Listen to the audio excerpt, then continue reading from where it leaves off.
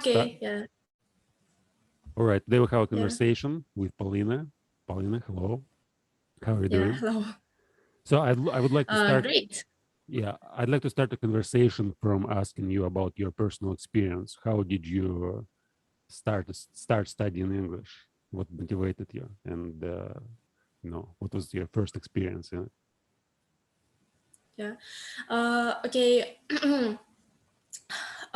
I just remember that my actual first, like the very, very first experience of learning English was it was a big, bright book with many pictures, and it was called like a textbook for young learners. And my parents don't speak English at all, but they decided to try because I liked pictures and I was a child that um, kind of likes to learn something new.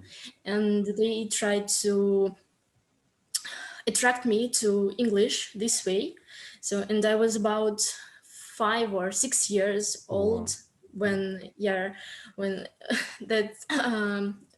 So I didn't do anything special. I don't remember that I was learning the language really, but I this book had pictures, of course, birds in English, some simple like So there's no Russian I don't words know, at all. some foods or Uh, colors. there's no Russian words, only pictures and Yeah, English words, right?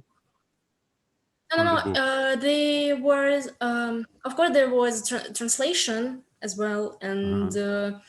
the transcription, and that's how I found out that I can easily read the English transcription, Uh-huh. even though like I didn't know the alphabet, but I don't know how it happened. That's maybe that sounds weird, but still, I now I understand that no, for some people reading transcription still is a problem. So for me at 5 years it was not a problem, and I kind of understood how to read that words. And then I entered the school specialized in English, and I've been studying there like for the whole studying period till their age of 18. And yeah, then I continued learning English and maybe, okay, started it greatly at school. Uh-huh. And it was really nice. So we had really experienced teachers who knew how to attract students, how to show them the relevant sides of English, something that may be interesting for them. So, and yeah, that's how I understood that English may be not just a subject, but your hobby. And that's how I turned it into a hobby a little bit later when I finished my school and entered the university. Do you remember how long did it take to read this book, like the first book which you mentioned with pictures? Like, Uh, I don't I don't remember actually because as I said, my parents are not teachers and they don't speak English, and it was just an interesting book for me. And I didn't have any system of reading this book. For example, I didn't have a task to read, for example, 5 pages daily. So I just opened it at random pages and looked at the pictures, and I was like, I like the pictures, and I know what objects are depicted.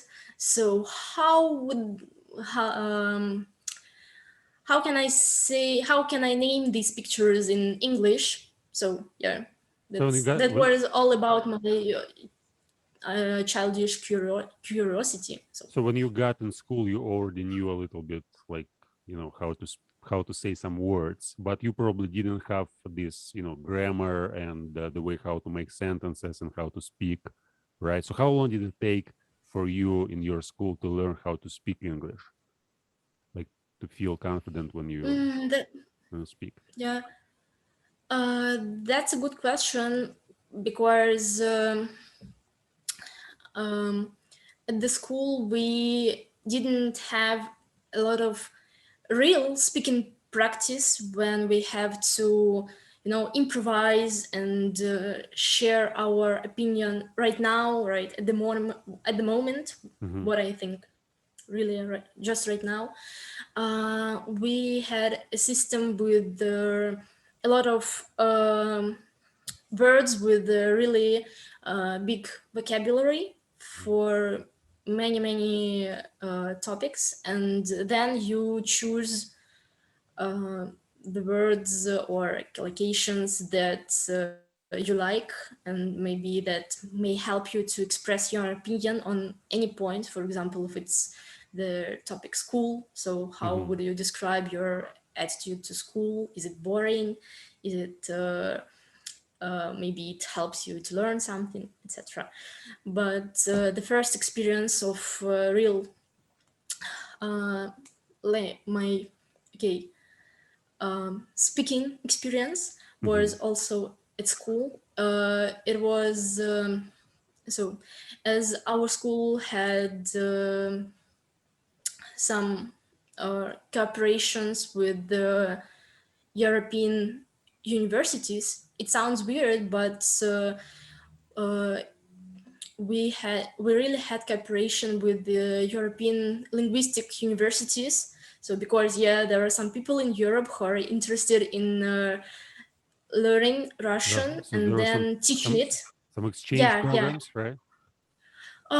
Kind of. It was more about cultural exchange Hmm. because of course, as just a public school, we didn't have anything to offer to them, like real um, adults, for example, or teachers of Russian as foreign language, or I don't know, something like this. But still, this experience of cultural exchange was nice, and it was also based on English, and it was a great opportunity to exchange English with non-native speakers as well, but Hmm. with another um, view of English. And so yeah, that's how maybe I started using English in real life. So you And were already then able to communicate with natives at the end of the school or at that time, right? Or yeah, it was right. just When I was in high school, yeah, we had such Mhm. an opportunity because we had, like, they visited our school. They were interested how the Russian educational system works, and they were very polite and Mhm. um, quite interested in communicating with ours as well. Mhm.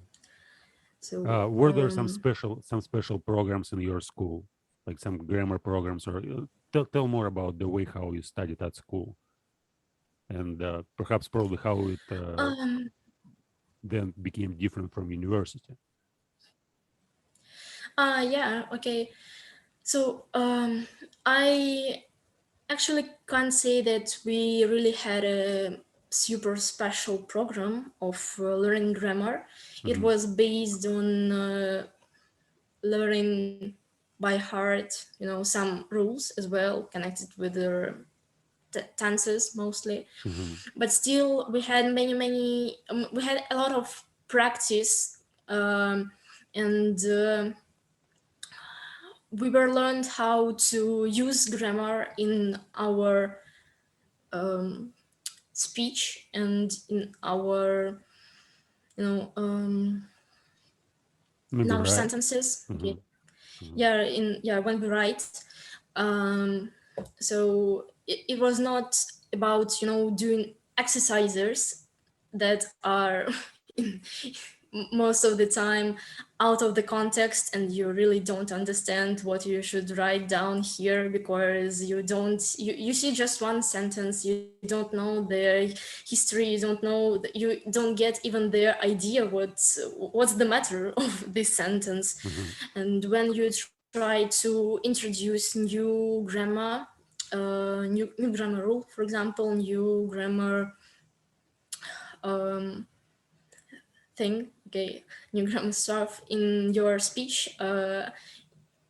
You you start analyzing what is it used, first of all, yeah, Mhm. uh, what it means and how it influences at my speech. So will there be any difference with how I used to say and how it's gonna sound for a native speaker, for example? So it makes you think of English and of your speech in English, and yeah, it's based on your personal analyzing. Mhm. Uh, you say that you basically tried to integrate lessons into practice, right? To talk about something related to your experience, probably when you study, not just take grammar out of the context and memorize some rules, but to integrate them into into your studying. But do you remember how you how your level changed, like gradually, or it was suddenly when one day you basically realized, oh, now I can, for example, understand people uh, speaking English on the internet or somewhere, or it was just step by step by step by step. So was it like a rapid evolution, or it was like abrupt? Uh, it wasn't really rapidly, and it was more about just steps, Uh-huh, small ones. uh-huh, And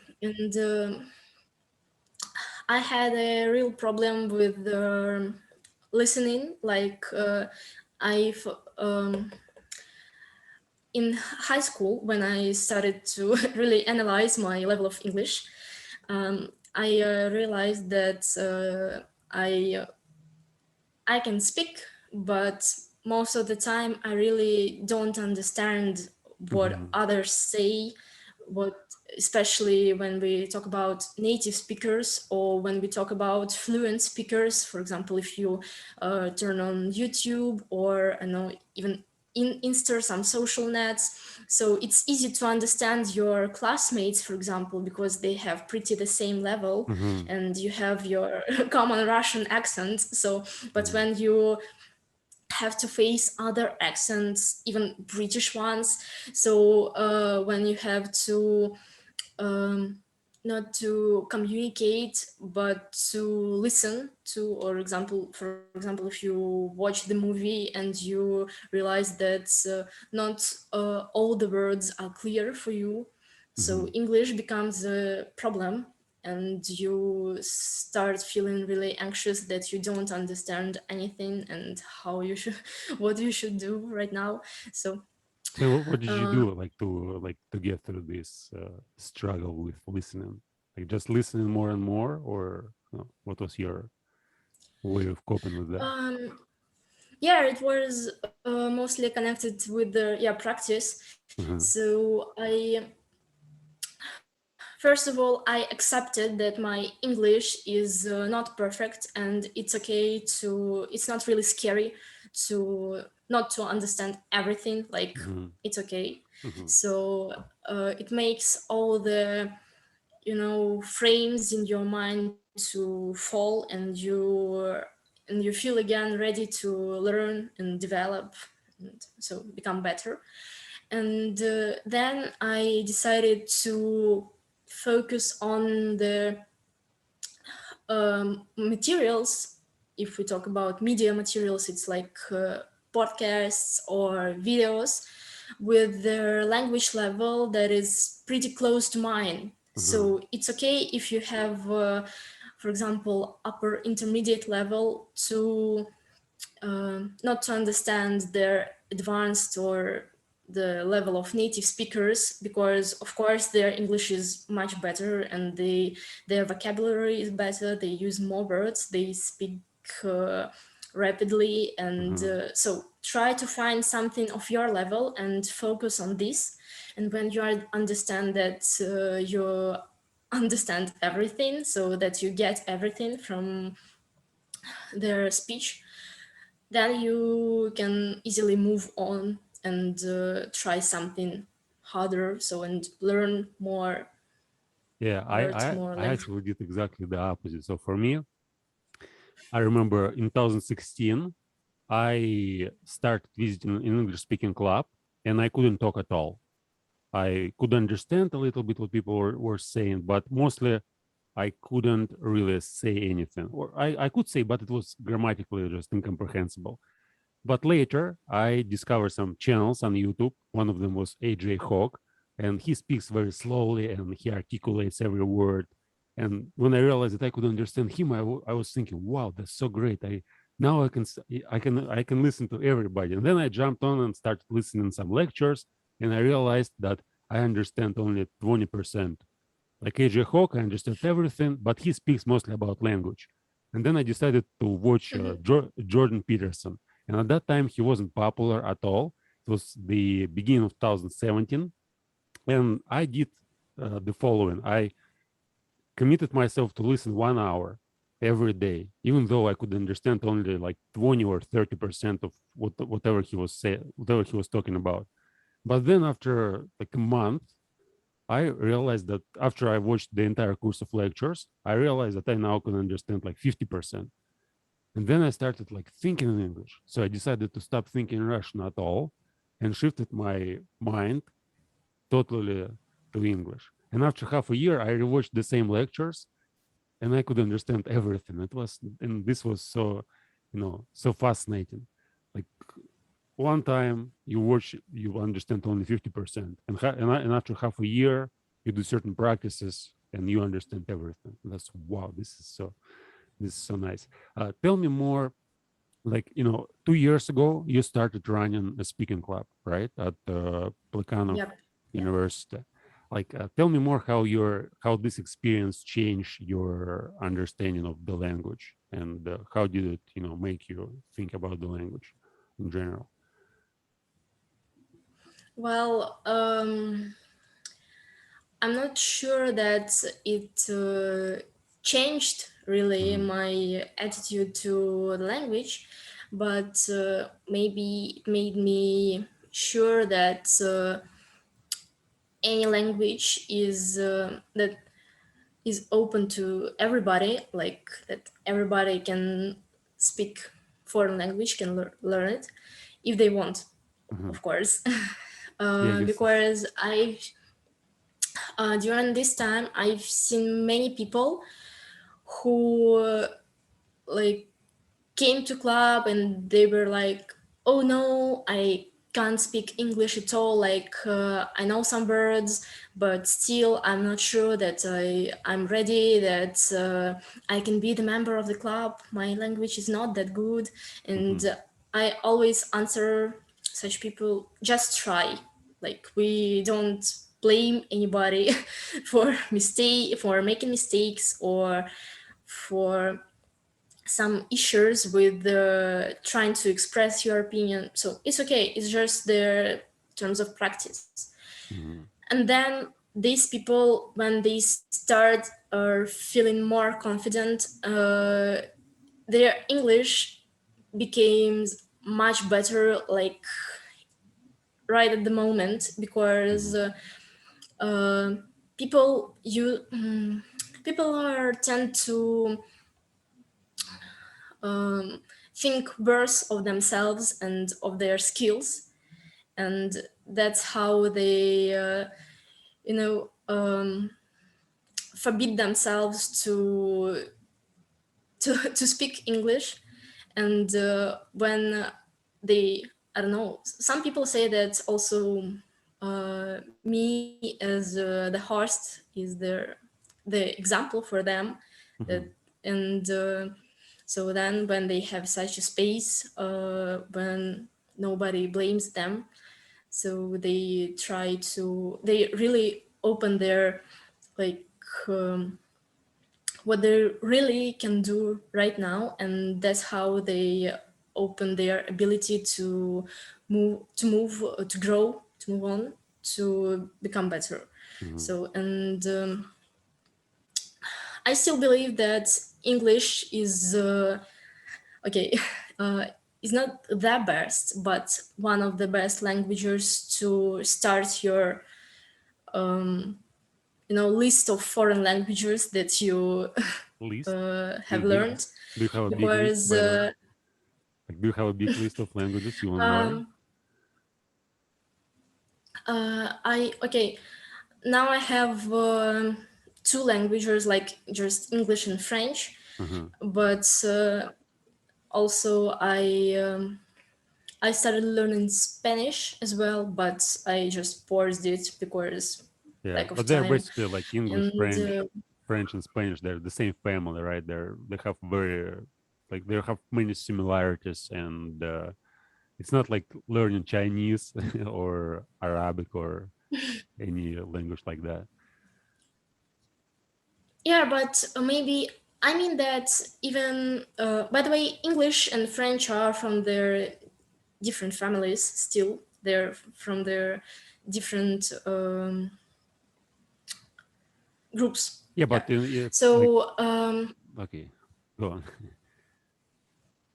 okay, but still, I mean that English is not that difficult as a foreign language. It has pretty understandable grammar, Mhm. and that's how you may combine learning foreign language with the analyzing the ways you try to learn it and finding the best way for you to learn English, because yeah, different people are also different in the way they find Yeah, the way they the study, easiest right? ones to learn the language. Yeah, as well. Yeah, some people prefer to be right in the you know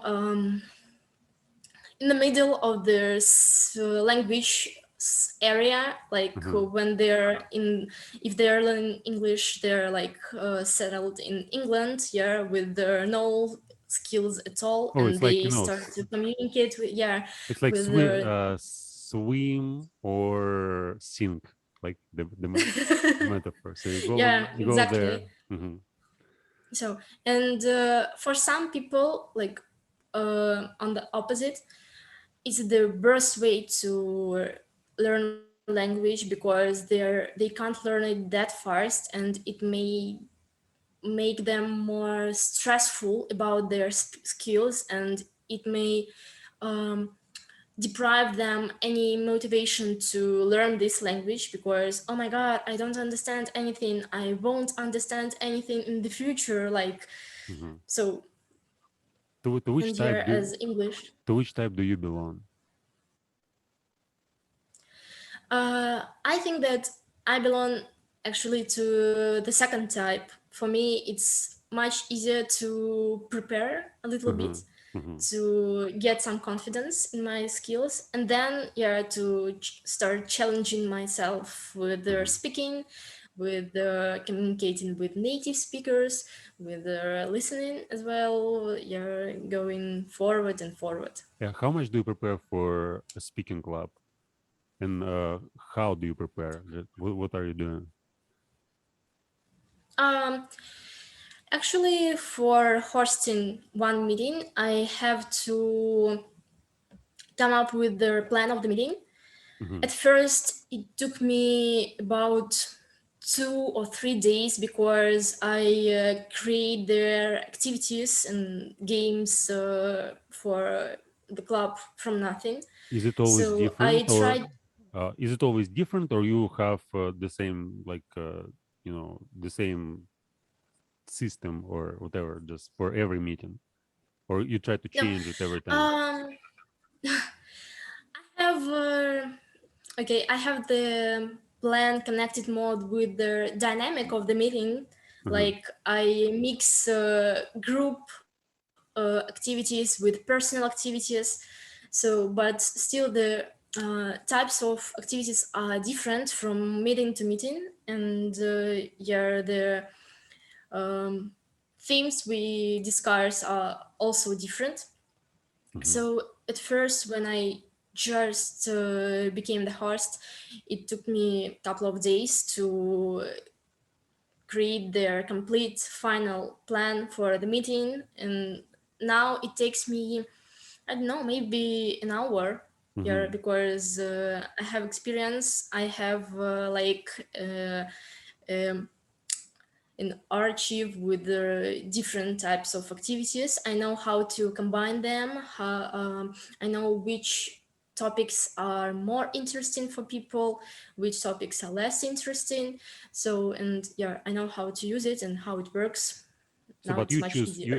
you choose the topics, right? It's all up to you which kind of topics to choose, Yes, yes, and yes. you try to On the choose right of the host. yeah, and you try to choose those which usually people prefer to discuss, right? Since for example for me I'm kind of I'm more of kind of self self-centered, so I choose topics which I like to discuss, and I usually don't allow other people to so sometimes I allow them to suggest topics, and we talk about something they want, but mostly it's okay, I'm interested in, let's say, whatever wisdom. I want to talk about wisdom. I study wisdom for a couple of days, and then make a conversation about this topic. And then next time it's something related to the previous topic. So I'm trying to kind of be consistent, develop certain set of ideas, but it's not like, oh, I'm going to please people and talk about some simple things. It's more about, oh, this is what I want to understand. This is what I want to study. And then I basically kind of use people to talk about my stuff. You see? Yeah. Um, I mean that uh, in my experience, I just know that some themes are not can't cause the really bright conversation like Hmm. comparing to others. For example, uh, politics. Yeah, they're it's not in my experience the best topic to communicate because people can't really, Like be maybe open. they don't yeah, Yeah, like be. they don't Mhm. want to discuss it, to share their opinions. Also, maybe English language is not the best, way of expressing their opinions on that point.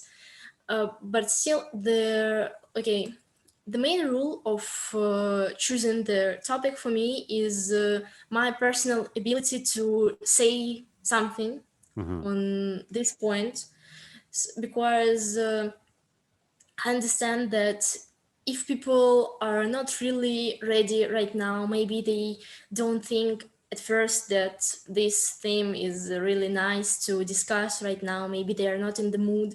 If I have something to say, I may motivate them and maybe give them their way to express themselves, give them ideas. So, Mhm. and that's how I turn on that light in their minds on what to say.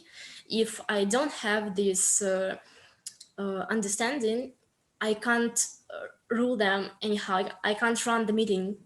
because yeah, it 100% it will lead to this awkward silence. Silence. Yeah. Embarrassment. Yeah. Yeah. Do you prepare questions like for every topic? For example, for me, I basically use kind of question-based conversation. So I write 5, 10, 15 questions depending on the topic, and then usually I try to make it conversational. But when it doesn't work, so there's no conversation, I just go on and like ask questions which I prepared beforehand. Do you do like Yeah, the sure. same I have, question? yeah, And I always have the list of questions for for the topic, and then I may ask all of them, or I may ask just a couple of them, and it depends on the meeting, like, and on the people, if they are really active and they have also their ideas on what to discuss, and they are ready to share their ideas. Okay, I allow them uh-huh. to discuss what they want, uh, do like you make according to the topic. these questions by yourself, or you find them on the internet?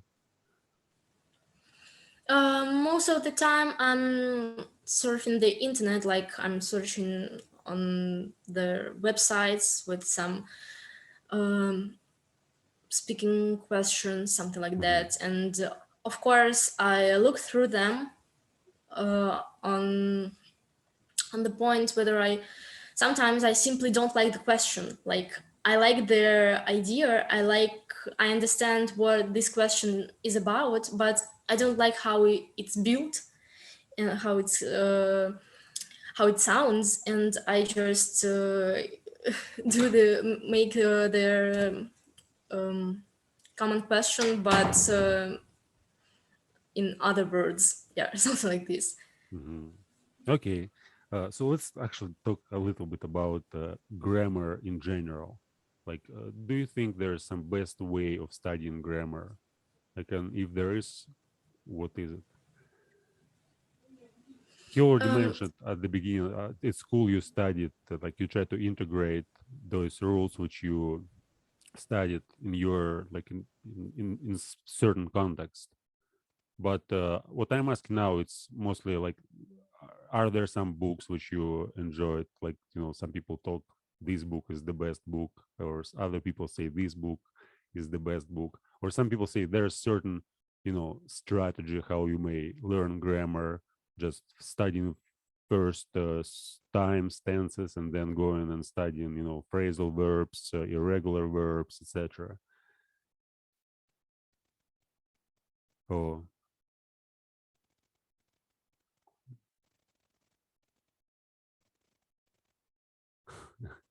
okay. And there will be a small pause, but it's okay. So we had okay. some, yeah, we had some problems with connection, but now we're back and let's go on. So I guess we discussed. Yeah, I said something related to English speaking club. Do you remember what was the? Ways of learning grammar. Yeah, yeah, We grammar, already grammar. went to Yeah, it. yeah, yeah, yeah, yeah. Yeah. Like, Um, Actually, I don't think that I have the magic recipe of learning but English. do you study still? Do you still study grammar?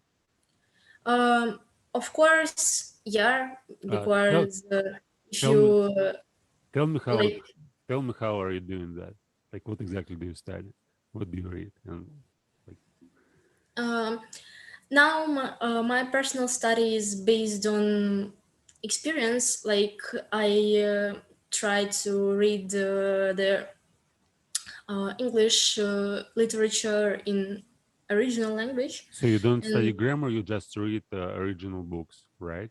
no, I mean, and when I find something really interesting in a grammar way, I mean, some ways of expression that authors use, I try to Google it. So Mm-hmm. because I know how it may be called in Russian, in the Russian language. So yeah, and I just Google it and find some info, or maybe something like that. So I don't have any special grammar books. Maybe mm, So maybe it's not the best way, yeah, yeah, but yeah, no, it's just kind of natural way of acquiring grammar, right? So you do not study grammar books, but you read, you find something that you think is, like a new structure, or a new expression, and you basically use it for, in your conversation, or you write it down, or you yeah, try to yeah. you try to apply it. Like, I'm still reading some grammar books, since at first I had a very negative attitude towards grammar, since it made me feel sick whenever I tried to speak. I couldn't do that, and I always complained about my mistakes, and it felt very, very horrible. But then, after studying for a couple of years, I realized that grammar, at least I have to like take one lesson, like 5 minutes a day, 10 minutes a day, just one lesson a day. It shouldn't be perfect, but at least you do some work and it feels as if there is certain progress. And Yeah. now I enjoy to think about it, like some take some concept like transitive verbs and transitive verbs, some simple sentence patterns. Now I'm studying the book English Longman English Dictionary, Longman English Grammar, Mm, and okay. Yeah, and I'm trying to do it very slowly. For example, this year I've studied only perhaps like 6 pages. It's like taking one concept, thinking about Mhm. it for a month, and then like slow when you fully understand everything, you move on. Yeah. And Um, I I used to work with the really nice grammar book. It's like the from published by Pearson, uh-huh, and it's called like grammar for C1 level. uh-huh, So it's really nice because it doesn't have really big and boring rules that you don't understand, but it contains brief explanations of some grammar in English also, uh-huh. and it has a lot of examples and a lot of exercises. But yeah, there I don't like exercises Mm-hmm, in mm-hmm, general mm-hmm. because sometimes I try to think more about the context because Yeah, they kind uh, of doesn't they don't make a lot of sense and it's boring. yeah, Yeah, yeah, I can understand. and when you don't understand what's what's the idea of the sentence, personally I can't even think about the grammar because I don't get the meaning of the sentence. So what's the point to try to fit some grammar here? You know, Yeah.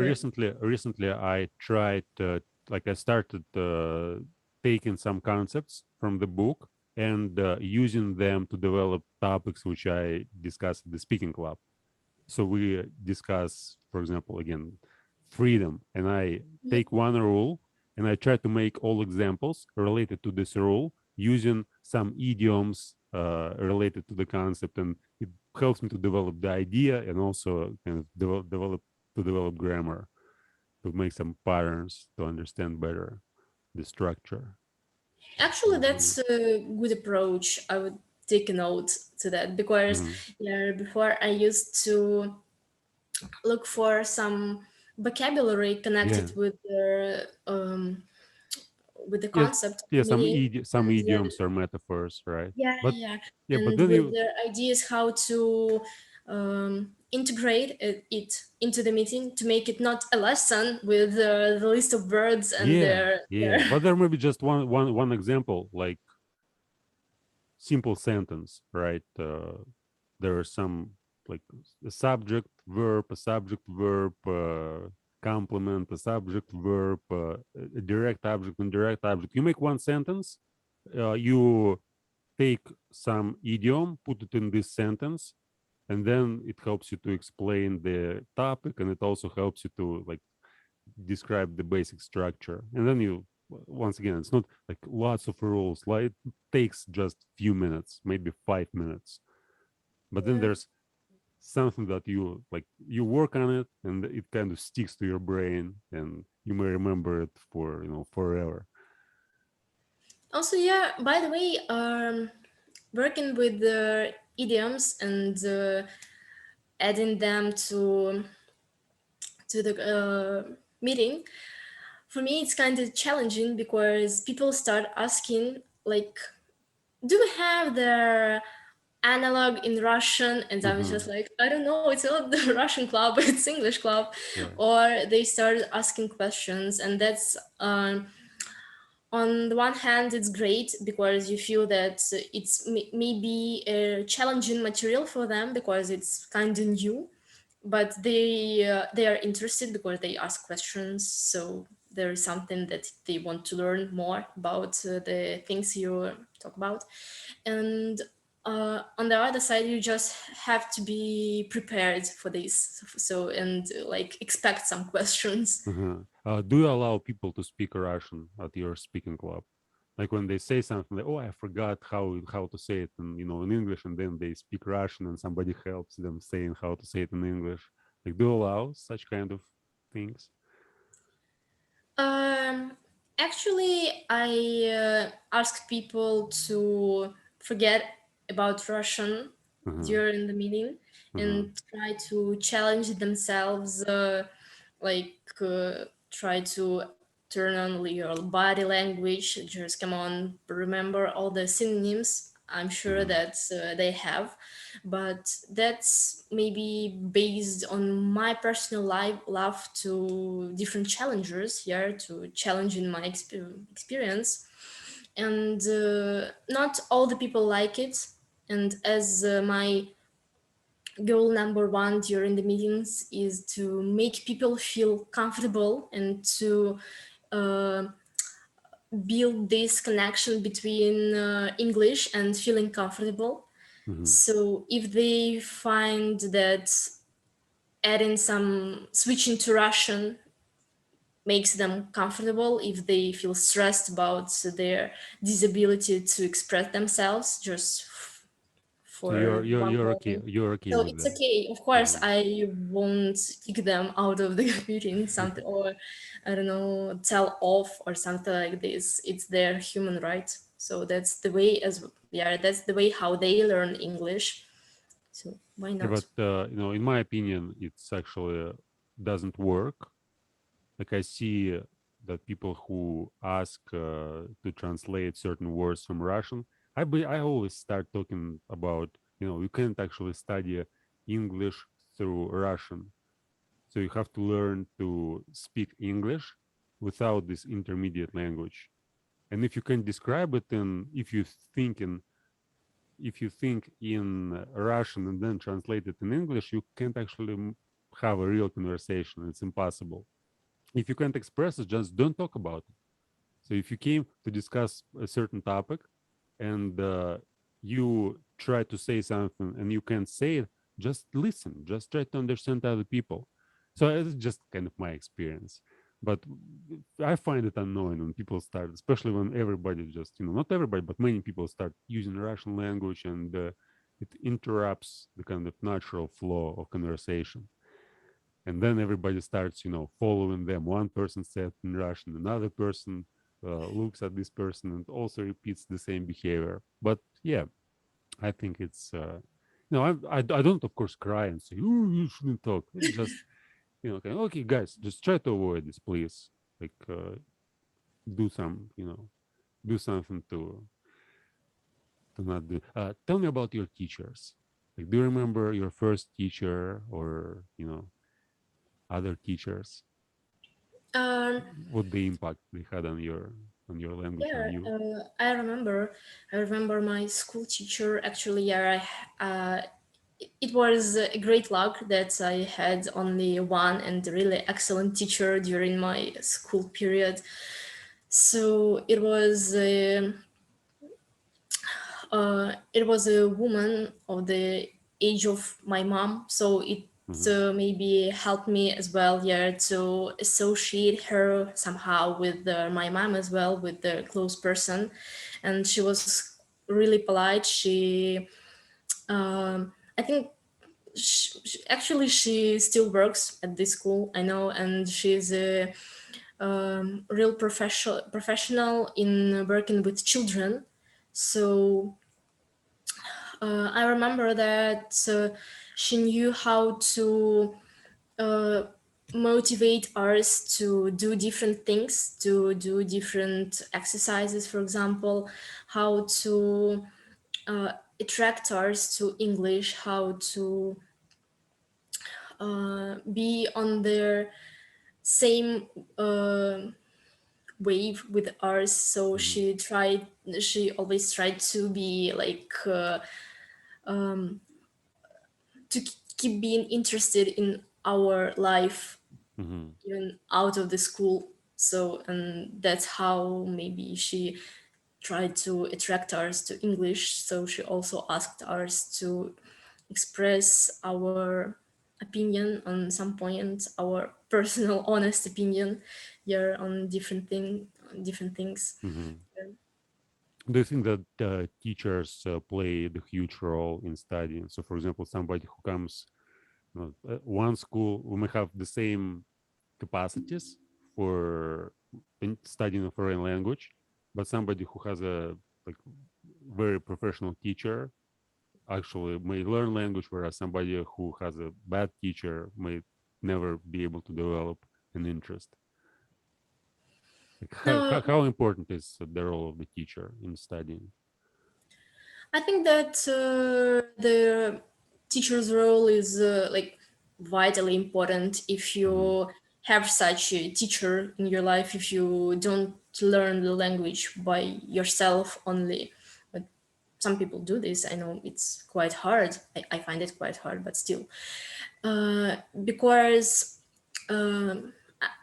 I think that the teacher has to be not only the teacher, the person who gives you information, but the tutor in some ways. So Even this a person, friend, even a friend, probably, right? So it's like you communicate with your teachers. sure, Hmm. yeah, yeah. In some ways, obviously, yeah, and yeah. So it's and the teacher's job is not just about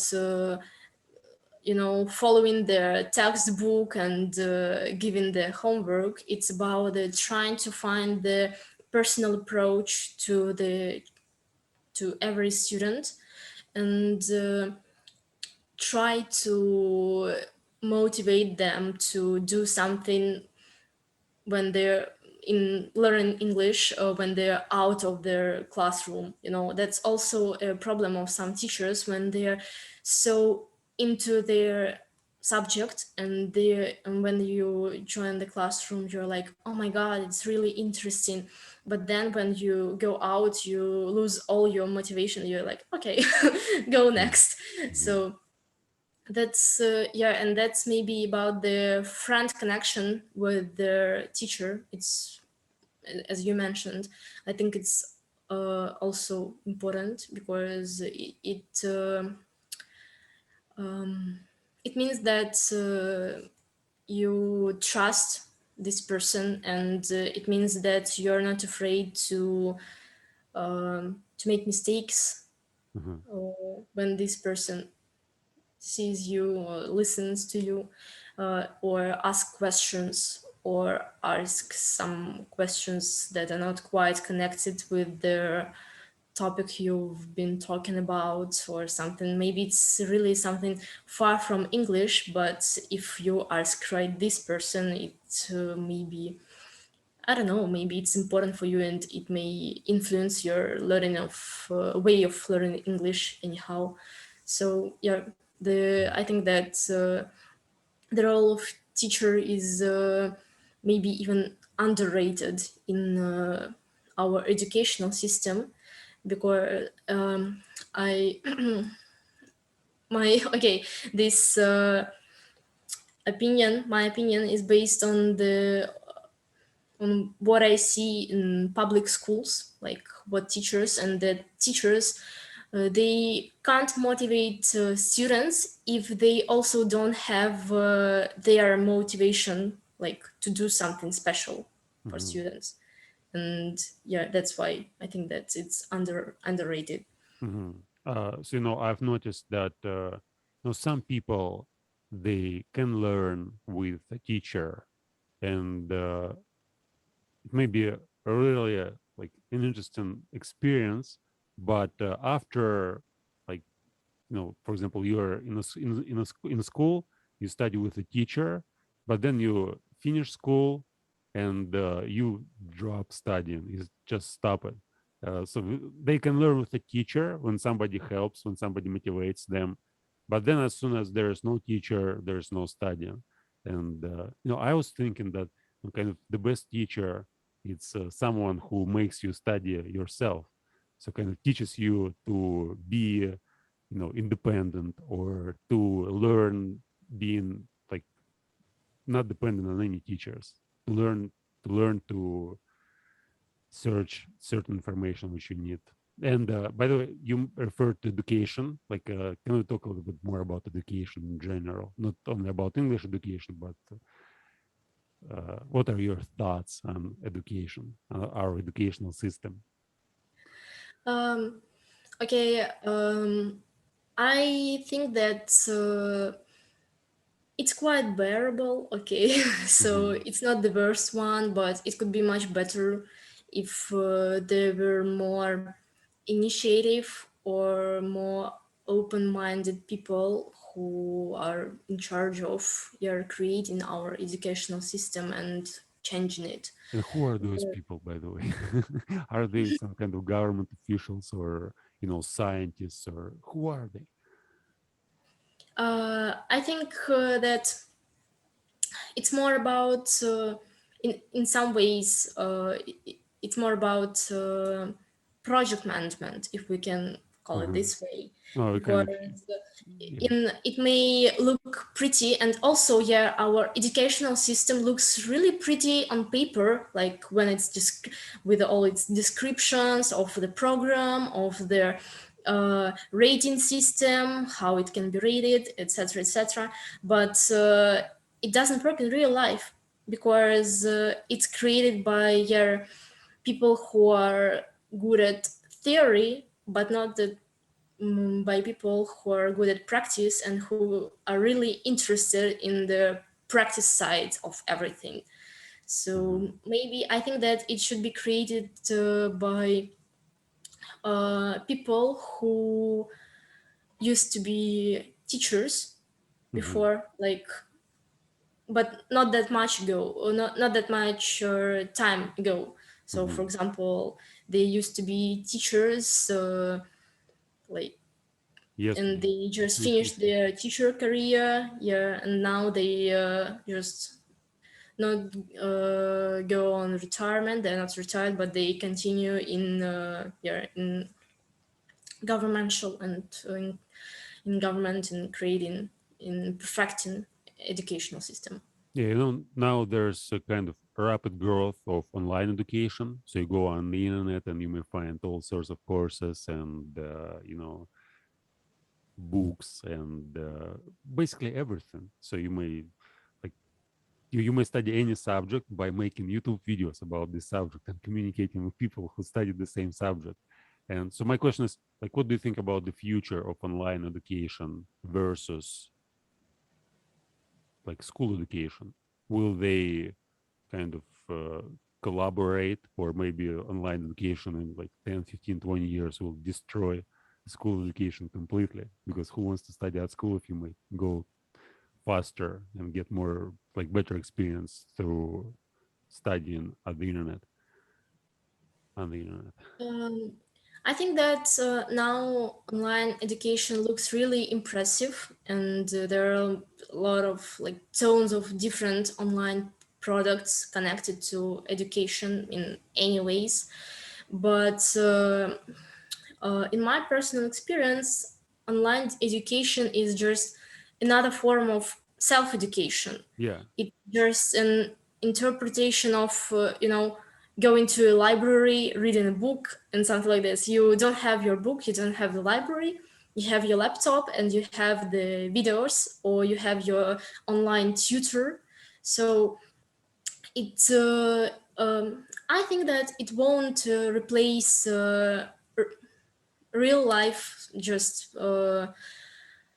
usual school education, or high school, Uh-huh. university education, but it would be a really nice addition to our education. So yeah, the collaboration may be a just perfect solution for both, Uh-huh. because now I face the problem that in, for example, high education, there is a lot of things that we have to learn by ourselves, even though we have teachers, even though we have study programs, we have lectures, we have practice lessons, but still there is uh, information that we have to learn by ourselves, just to be uh, competent in some uh, spheres. Uh-huh. And in this way, real online education may help,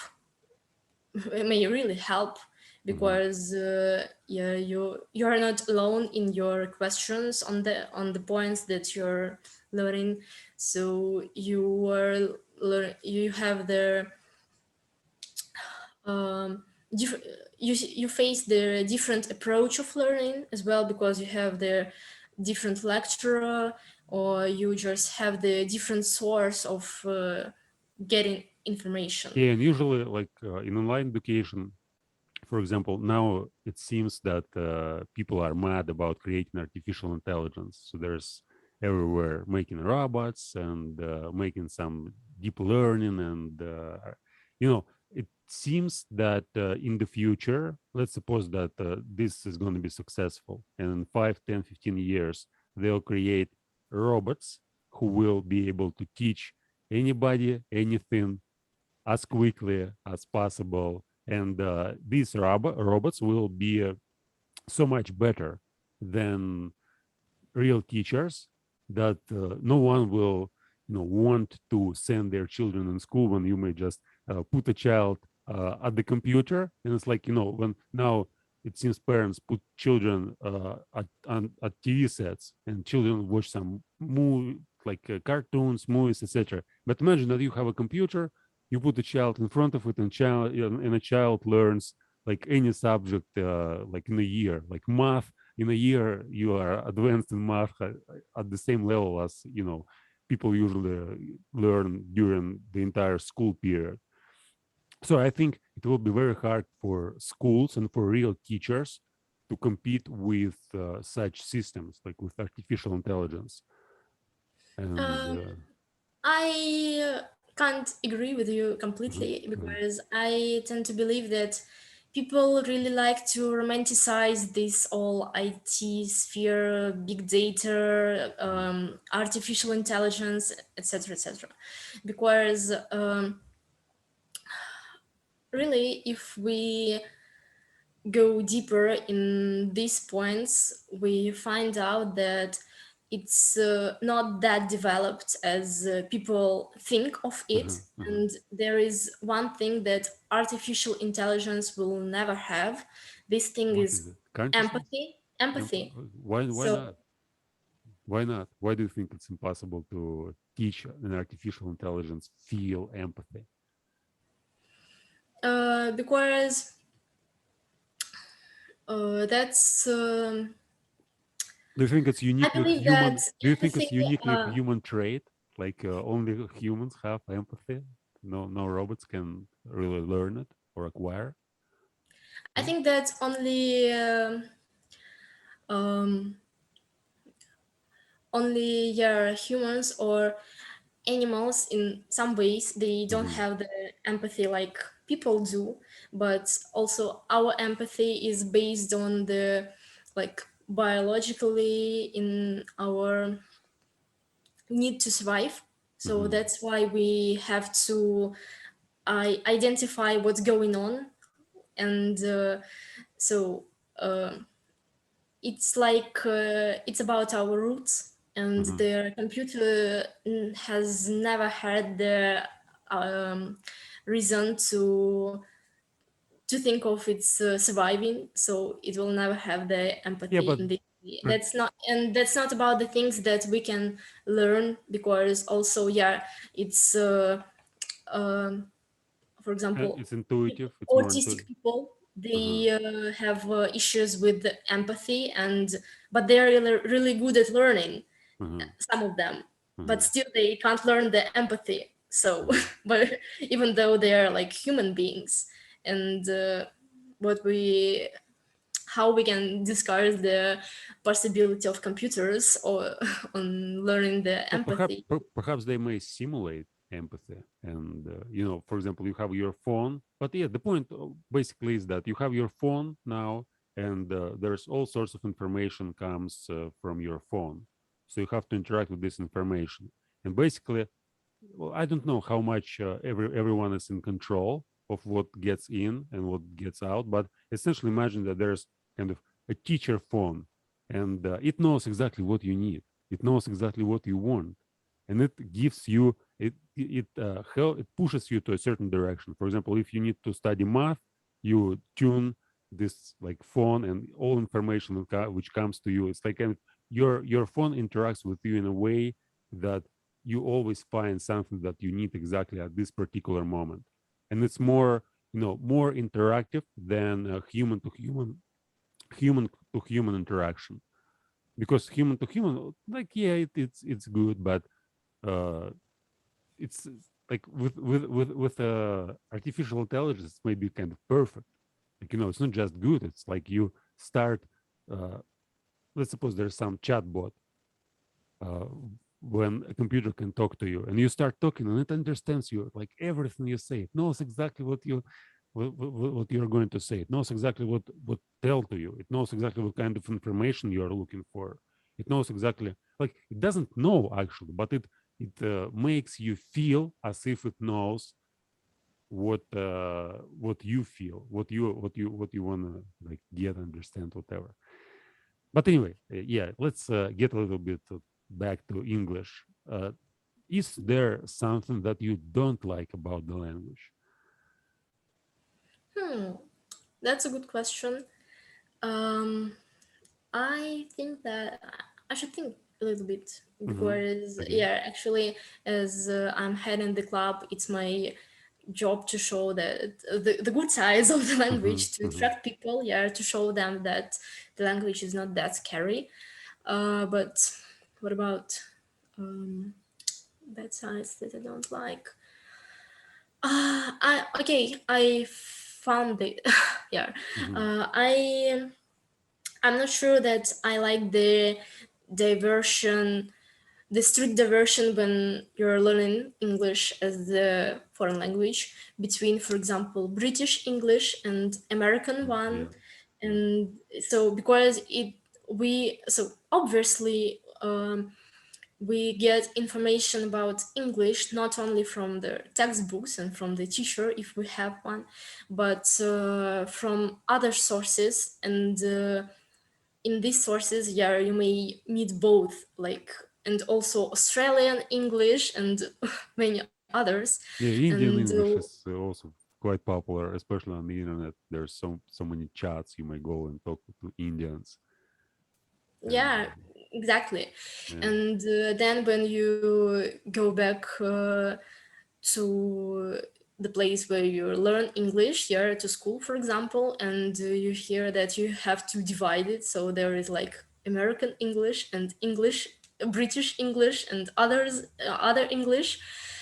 But it really blows up my mind. Like, Uh-huh. it's in my opinion, it's the problem that is created from nothing. Like, English is English in any ways.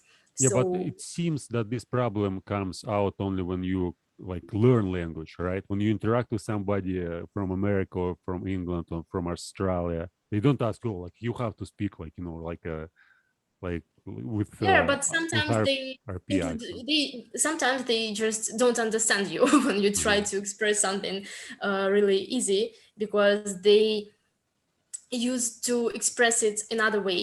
Uh-huh. So, but that's I don't think that's the problem. That's just the communication task. Yeah, and Uh-huh. you solve this task with just Yeah, another but, way. but I guess you have to just get more experience with talking to a certain group of people, right? So if you try to again to talk to Indians, like the first time you do that, you probably will not be able to understand them well. But if you really need to communicate with them, you may just you know communicate with them for a couple of months or for half a year, and then finally you'll be able to get most of it. But yeah, I guess it's kind of it's not even just it's all over the world. Like Russian language, Russian English, it's also the case, and like Chinese English, and all sorts of variations. And I guess in the future it's going to be even worse since the entire world wants to speak English. Everybody wants to, like, not everybody, but mostly people want to learn language and kind of international language. What do you think about the role of English in globalization? Will it finally become one language and everybody will speak it, or it will never happen? Mm, I don't think that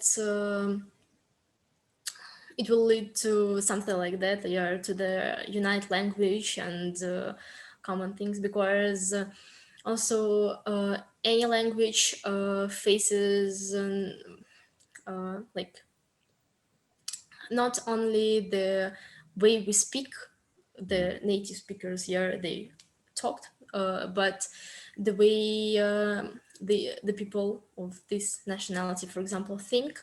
Mm-hmm. Obviously, it may be proved by the fact that some some languages contain some words that can't be expressed or translated directly to another language.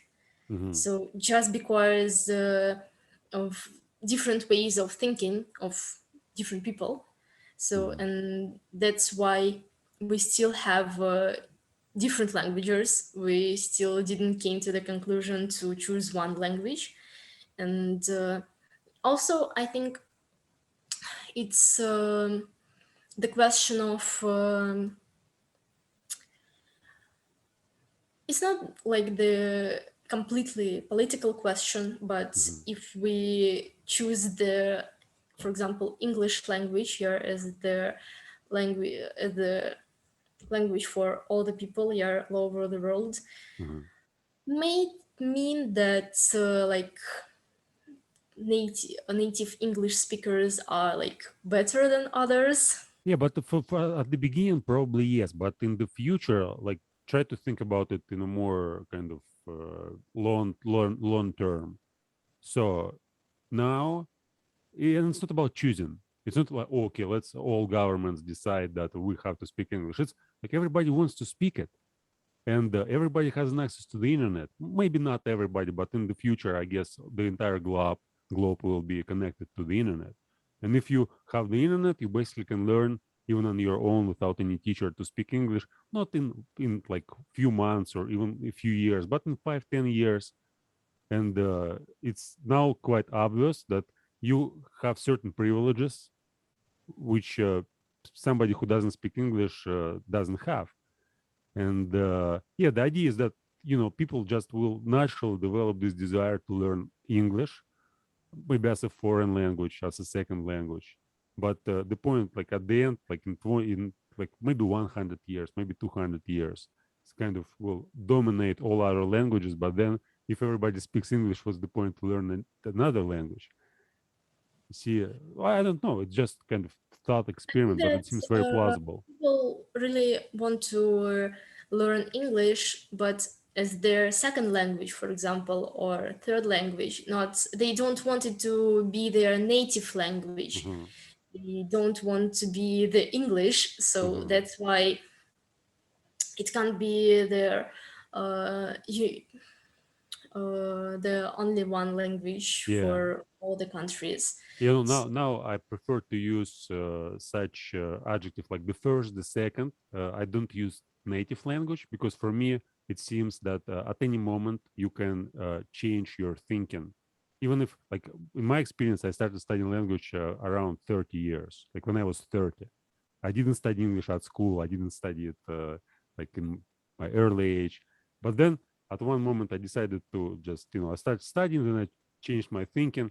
And I see now that it's so easy. As soon as you stop your thinking in one language and start doing it in different language, you basically may acquire any language in like in 5, 4 years. But then the point is now we live like half in this world in kind of physical world, let's say, in certain like in Russia, in America, wherever. But another half it's on the internet. So it seems that we spend a lot of time, and for many people, it's just half of the time on the internet. And on the internet, you don't need to be like you may use English and interact with people. You may live in Russia and don't use Russian at all. So you don't need to go in a foreign country to practice English. You just need to go on the internet and create a certain, relationship with people who also can speak English. But how much of that will influence our life in the future?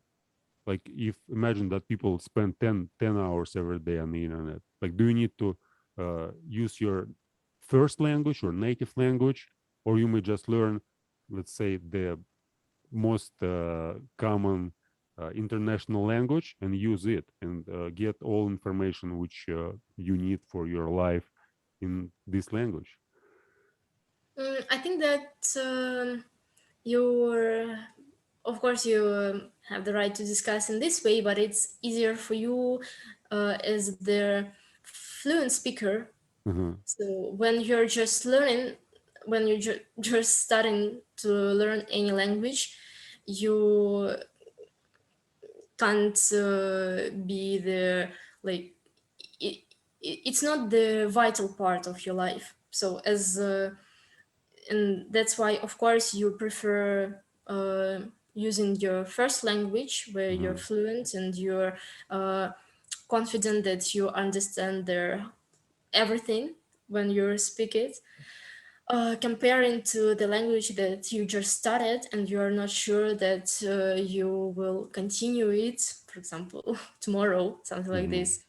Yeah, and so that's why it's even on the internet, it, it can be this way, in my opinion, that people just switch to the most preferable for them language, and then they forget about their Yeah, but yeah, language of their yeah, I understand. But I guess there are many myths about like studying language. So people believe that it's impossible to get to this level when you use it as kind of your native language, your first language. So they believe that if you were born and live in a particular country for, let's say, 10, 15, 20 years, it's impossible to switch your language and learn a new one. It's kind of cultural programming, whatever. But in the future, like for me, I see it because I have this experience. So basically, I was, and my Russian, when I abandoned my Russian, it was like the greatest sacrifice which I made. Since I felt so confident in Russian. I was writing for like almost a decade, and when I started writing in English, I felt ashamed every day for a couple of years. It's shame, shame, shame, shame. I can't say anything. I can't talk about anything at all. Like in English, in Russian, I was reading Dostoevsky, Tolstoy, Turgenev, Pushkin, Lermontov, like some classical philosophers, and I could easily discuss all their ideas, and in both in writing and reading and speaking. But when I shifted to English, all I could talk about it was how to say this word, how to say that word, how to speak for 5 minutes, how to discuss some simple ideas, and it took a lot of time. But still, the point, like, well, I guess first it was my understanding that it's possible to get to this level, and then consistent work on developing this level. Yeah. Uh, let's.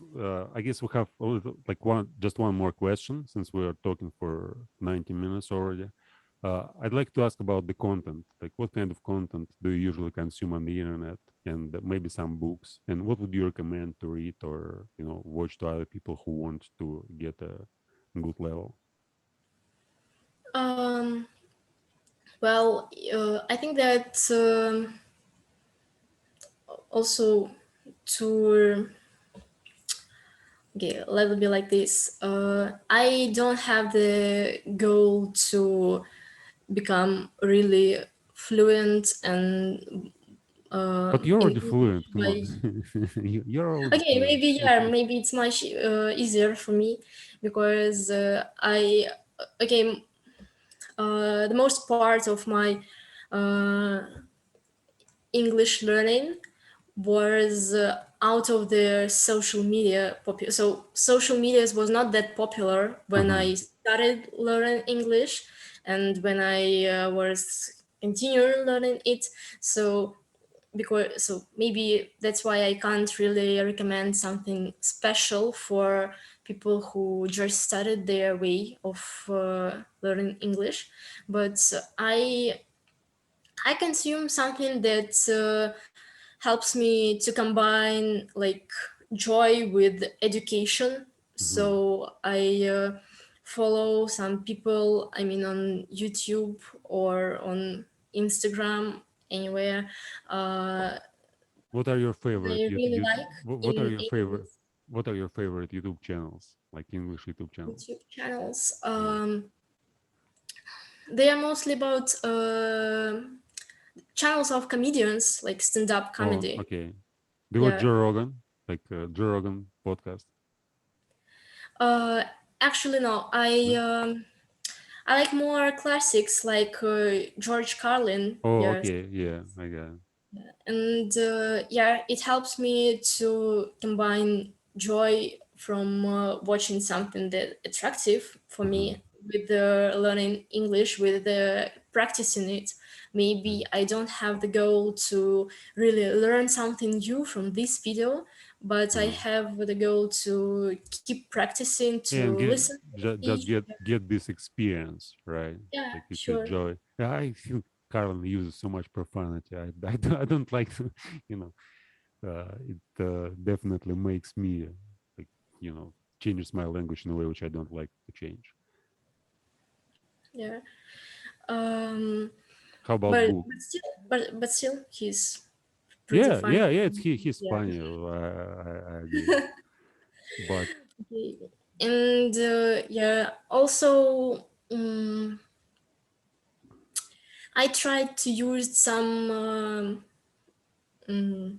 apps created for finding, language exchange partners, something mm, like mhm, Tandem, or I, d- I just don't remember their, titles of these mhm. apps, but still, sometimes it works. It's for Sometimes people. you It's for people who study language, or it's just uh, for those who want to talk.